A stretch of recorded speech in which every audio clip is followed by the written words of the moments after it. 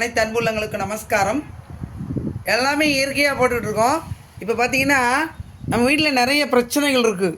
அதாவது குழந்தைகளுக்குள்ள, அப்புறம் இல்லத்தரசிகளுக்குள்ளார, மாமனா மாமையருக்குள்ள இந்த பிரச்சனைகள்லாம் தீர்றதுக்கு ஒரு சின்ன பரிகாரம் மட்டும் சொல்கிறேன்.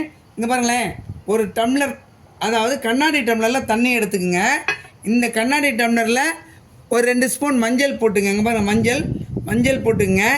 அப்புறமேட்டுக்கு அதில் கொஞ்சோண்டு உப்பு போட்டுங்க. உப்பு போட்டிருக்கோம். அப்புறம் இது பச்சை கற்பூரம். இந்த பச்சை கற்பூரம் கண்டிப்பாக போட்டாகணும். ஒரு 10 ரூபாய்க்கு வாங்கினீங்கன்னா போதும். பச்சை கற்பூரம் எல்லாம் போட்டுருங்க. அப்படியே போட்டுட்டு இதான் வீட்டினுடைய அமைப்பு. அதாவது கிழக்கு வாசல் இங்கிட்டிருந்து தெற்கு வாசல், மேற்கு வாசல், வடக்கு வாசல், எந்த வாசல் இருந்தாலும் ஈசான மூலை இங்கே வைக்கணும். ஈசான மூலை இங்கே வச்சாதான் அதுக்கு பரிகாரம் கிடைக்கும். என்றைக்கு வைக்கணும்னு கேட்டிங்கன்னா, வியாழக்கிழமை தோறும் காலையில் சூரிய உதயாதி நேரத்தில் வச்சுட்டு ஒரு வாரம் வரலையும் அப்படியே இருக்கட்டும்.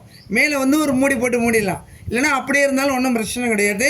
இதை என்ன பண்ணணும், அடுத்த வியாழக்கிழமை வரும்போது எடுத்துக்கொண்டு போய் ஒரு மரங்கள்லையோ அல்லது நதியிலையோ ஊற்றிட்டீங்கன்னு வச்சுக்கோங்களேன். இது மாதிரி குறைஞ்சது ஒரு 21 வாரம் செய்யுங்க, அல்லது 12 வாரம் செய்யுங்க.